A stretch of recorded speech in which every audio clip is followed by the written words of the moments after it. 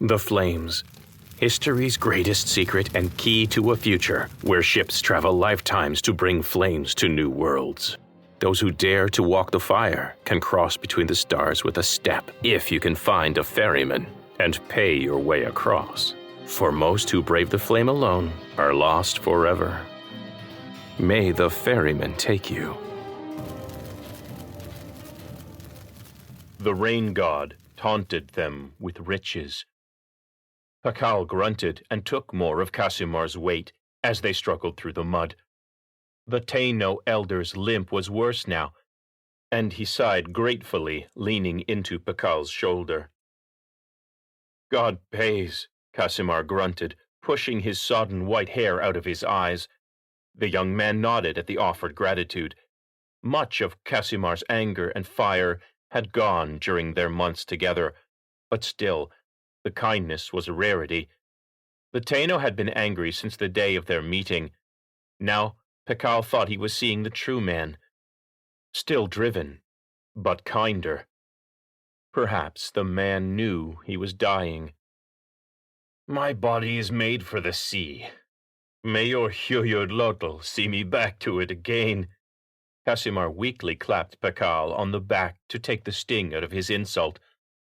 The Taino did not believe in Huyotlotl, the god of fire, and loved to tease Pakal about the god. Pakal liked Casimar, past the bonds of obligation he owed. This quest was madness, Pakal knew. It would be his death, that was sure. That didn't matter. His family had been raised when he accepted Casimar's call for companions on his quest. His family had been saved.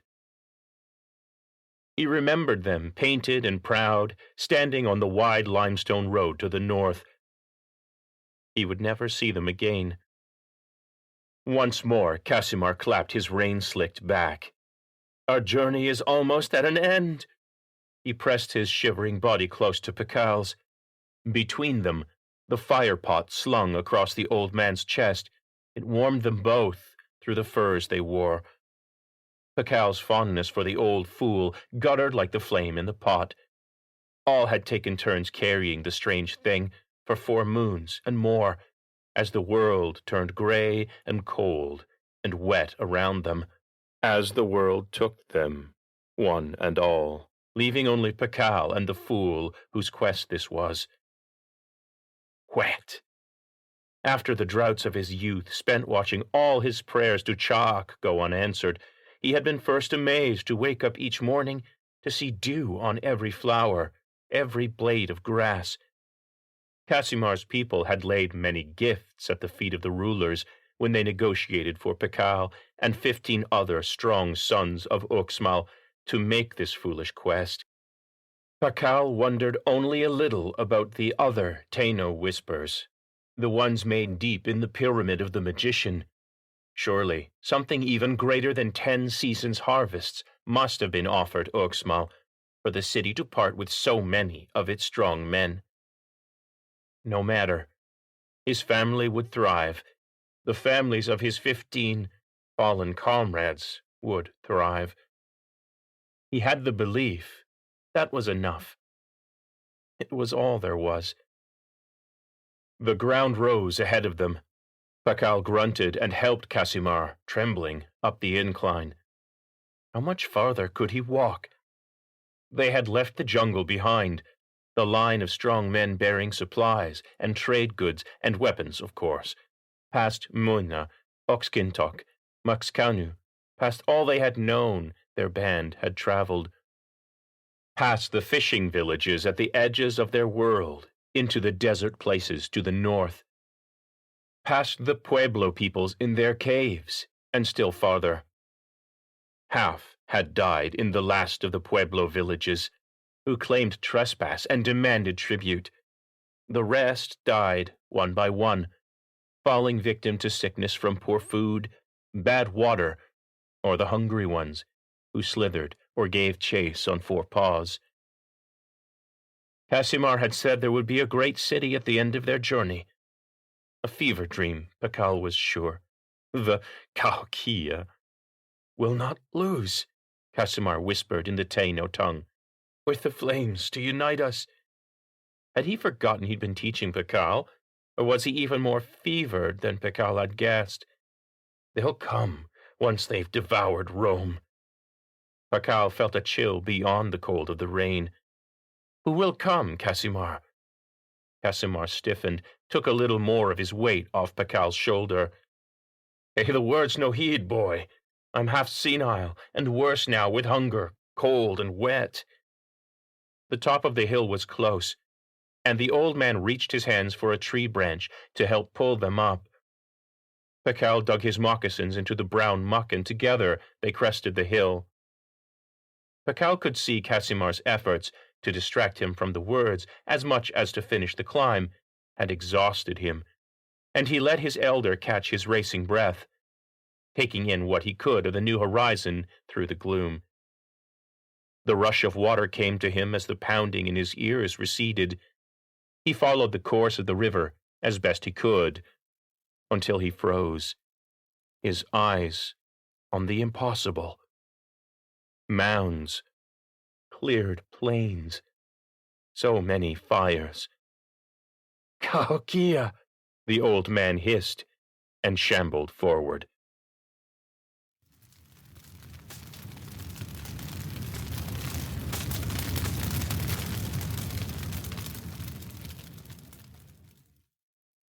Watchers found them close to the city.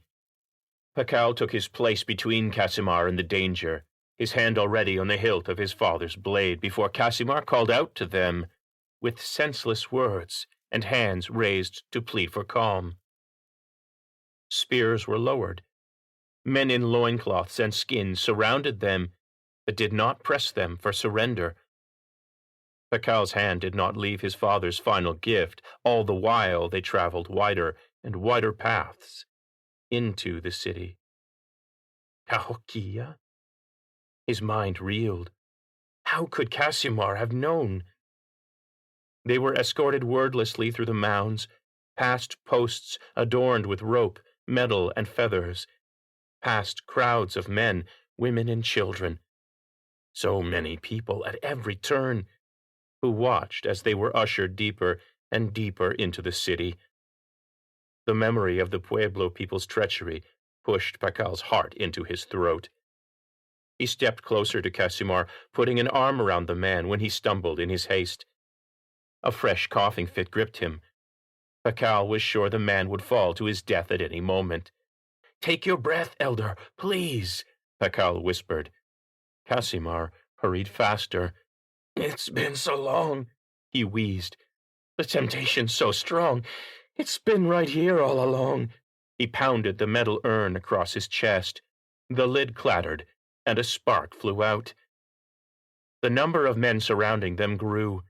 Harder-faced men, with painted faces and jewelry pressed in close. Was this what Pakal had walked to for months? His death? "They're coming, sure and true," Casimir ranted feverishly, "and now we can meet them." They crossed another field, surrounded by fires in pots. The men urged them with words Pakal didn't understand towards the far side, where more pots lit the entrance to the mouth of a room built into a mound. He tugged on Casimir's arm. The elder brushed him off and shuffled faster towards the opening. To Pakal it seemed a mouth, snarling wide, eager to swallow them whole. Was that our destiny? The men flanking them dropped back. Pakal hesitated, looking around, and watched every man drop their swords and spears. In a perfect semicircle, they knelt and chanted in the pounding rain. "Come!" barked Casimir, steely once more, despite the rust of age and infirmity. That voice shocked Pakal's feet into moving, where his will alone could not. He followed, deep into the lair. More pots of fire led the way. He took a great breath as he watched Casimir step onto stone and then down. The stone was laid out with great perfection and stepped into the earth, as flawlessly as the tiers of the pyramid of the magician in Uxmal. Casimar's feet echoed now as he carried on down to the great stone dais at the bottom of the stone and earth temple. Pakal, bound by oath, fear, and curiosity, followed. In the center of the dais stood a man, before a circle cut in the stone, half a man deep and several men wide. The man carried a straw and maize ornament in one hand. Golden earrings and a headdress framed his white and red-streaked face. An immaculate white loincloth and waist sash reached almost to the floor. Even half a world away, Pakal recognized a holy man. Casimar raised a hand in familiar greeting and laughed. Then he fell to the ground. Pakal raced for his side, as did the holy man. There was blood in the phlegm coating Casimar's cheeks, but a smile beneath it. "I've come," he wheezed. The holy man nodded, his eyes crowded with troubles, and he spoke quickly. Pakal recognized the urgency in his tone, but not the words. With trembling hands, the old man struggled with the urn he wore. "I will, elder," he said, and heard his own voice break, knowing Casimar would never rise from the altar again. Pakal welcomed the warmth that came near to burning his fingers as he gently freed the strap from Casimar's neck. He turned to the holy man and held the urn out. Without ceremony, the old man dug his hand inside the cast metal. Pakal opened his mouth to shout a warning, but it died on his lips when the stranger's fingers withdrew the flame to dance on his open palm. Pakal stared at the little flame dancing on the holy man's wrinkled brown palm. The flame crackled and swelled, but still did not burn the flesh. The holy man ran down into the hollow and placed the flame on the cold stone. As he walked backwards, the flame grew to fill the hollow and throw its light past the highest tiers of the stone temple. It was something impossible and wonderful. Pakal did not ask how. He didn't want the moment explained. His brothers, all fallen. His home, gone forever. His journey of growing and dying moons in the sky at an end. And for the first time since the horrors of the Pueblo people, he did not feel it all a waste. Except for Casimar. He collapsed beside the old man, silent tears painting his cheeks. What words could he offer? After their time together, he knew all the Taino's words of faith to be empty shells. What comfort could he give a dying man who guarded his true faith so jealously? He opened his mouth to try. Casimar slapped him hard across the face. Wide-eyed, Pakal stared down. "Pick me up, fool!" He obeyed. Shock upon shock left Pakal no room to question. The old man was so light in his arms. Pakal bit back a sob. He did not understand the eagerness on the old man's face. His death was near. Where was his fear? Was his faith so complete? Casimar twitched the fingers of the hand folded across his chest, feebly beckoning. Pakal brought his face close. "Walk," the dying man croaked. Pakal blinked away fresh tears. "Where, elder?" Casimar grasped at the skins on his back. "The fire! Quickly!" Pakal looked all around the altar, saw the flames expertly carved and colored in the stone pillars and wood beams. He looked back to the roaring conflagration in the center of the dais. His journey was at an end. He didn't need to understand any more than that. He stepped forward. He remembered the pride on his father's face that day on the road. He stepped to the edge of the hollow. Flames licked at him, casting the ache of cold from his bones for the first time in days. He looked at Casimar, his eyes fluttering closed. He stepped down toward the flame. Casimir willed this, Pakal knew, and Huhuatlotl did too. He forgave Casimir his endless jibes at the fire god's expense. He remembered the laughter of his sisters and the bounty this journey, this sacrifice, had earned them. They would laugh all their lives, so long as the Taino kept their word, and he kept his. Casimir's hand fell from his back. Pakal held the dying old man tighter and stepped into the flames.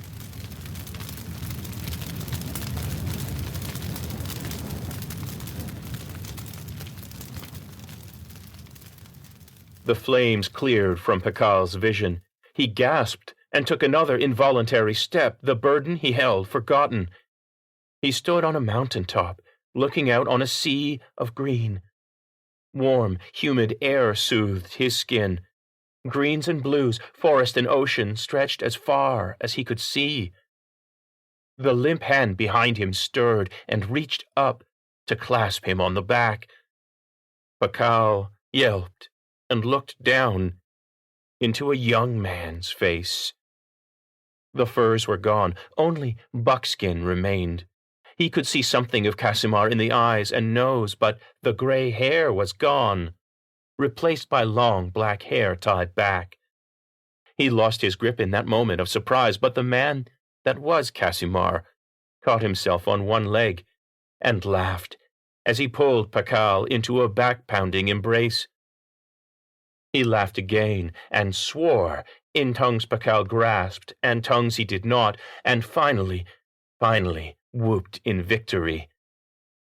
Casimir laughed again and waved his hand across the forest and sea. "Oh, land of mountains! Haiti, my home!" Pakal saw spots of torchlight down the mountainside draw nearer. Far off whoops of greeting and victory echoed in answer to Casimir's own, and the man bounded down the side of the mountain. "Come," he called over his shoulder. "Tomorrow we will walk the fire and bring you home. Tonight we make song and feast." Pakal stood frozen, the salty breeze kissing him, as he watched Casimir race to a dozen open arms. He turned and stared into the fire.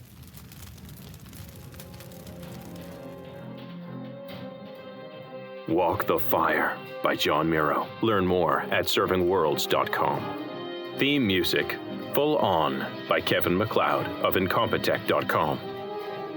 Many of the stories you listen to at servingworlds.com were made possible by the support of patrons at patreon.com/servingworlds. If you like what you hear, please consider adding your support. Thank you for listening.